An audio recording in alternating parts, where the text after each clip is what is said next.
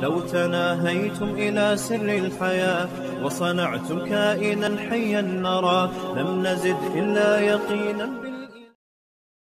السلام علیکم ورحمۃ اللہ وبرکاتہ۔ قابل احترام عزیز دوستوں، محرم الحرام کے حوالے سے ایک بات عرض ہے۔ شریعت مطہرہ نے جن دنوں کے روزوں کی تعلیم دی ہے اور جن دنوں کے روزوں کے متعلق اس کی عظمت و فضائل کو بیان کیا ہے، ان میں سے ایک دن یوم عاشوراء کا بھی ہے، یعنی 10 محرم الحرام کا روزہ۔ اللہ کے نبی صلی اللہ علیہ وسلم نے اس کی فضیلت کو مختلف مقامات پر بیان فرمایا ہے۔ رمضان المبارک کے بعد سب سے زیادہ فضیلت والا روزہ یوم عاشوراء کا روزہ ہے، 10 محرم الحرام کا روزہ ہے۔ اسلام نے ہم کو یہ تعلیم دی ہے کہ محرم میں روزے رکھنا چاہیے، کیونکہ یہ دوسرے مہینے کے مقابلے میں سب سے زیادہ فضیلت والے روزے ہیں۔ محرم الحرام کے سارے مہینے میں روزے رکھنا چاہیے، اور خاص طور پر اسپیشلی 10 محرم الحرام کا روزہ رکھنا چاہیے، کیونکہ اللہ کے نبی صلی اللہ علیہ وسلم کی یہ تعلیم ہے کہ اللہ تبارک و تعالیٰ نے یوم عاشوراء کو پچھلی ایک قوم یعنی بنی اسرائیل کو فرعون کے ظلم سے نجات دی، اور آئندہ بھی ایک قوم کو نجات دیں گے، اور یہ روزہ 1 سال کے گناہوں کا کفارہ ہے۔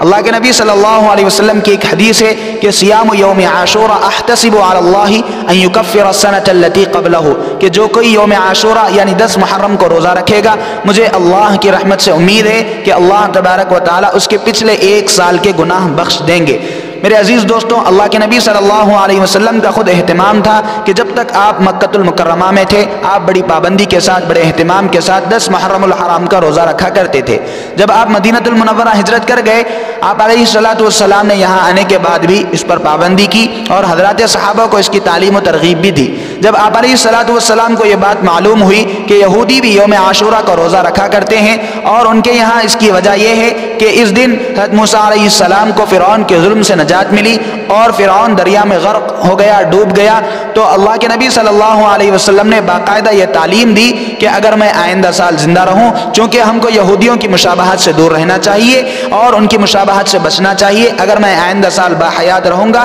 تو 1 دن پہلے یعنی 9 محرم الحرام کا روزہ 10 محرم الحرام کے ساتھ ملا لوں گا، یا 1 دن بعد 11 محرم الحرام کا روزہ 10 محرم الحرام کے ساتھ ملا لوں گا۔ اسی لیے علماء نے بتلایا ہے افضل و بہتر طریقہ یہ ہے کہ 10 محرم الحرام کے ساتھ 1 دن پہلے یعنی 9 محرم الحرام کا روزہ رکھ لیا جائے، یا 1 دن بعد 11 محرم الحرام اور 10 محرم الحرام کے روزے رکھ لیا جائے۔ اس طرح روزہ رکھنے سے میرے عزیز دوستوں یہودیوں کی مشابہت سے بھی ہم بچ جائیں گے، اور رسول اللہ صلی اللہ علیہ وسلم کی منشا پر بھی عمل ہو جائے گا۔ اگر کوئی شخص 9 محرم الحرام 1 دن پہلے اور 11 محرم الحرام 1 دن بعد کا روزہ نہیں رکھ سکتا، تو اس کو چاہیے کہ صرف اور صرف 1 دن کا روزہ رکھے 10 محرم الحرام کا۔ یہ بڑے ثواب کا عمل ہے، اللہ کے نبی صلی اللہ علیہ وسلم نے بھی اس پر پابندی کی ہے۔ اللہ تبارک و تعالی ہمیں توفیق عمل بخشے۔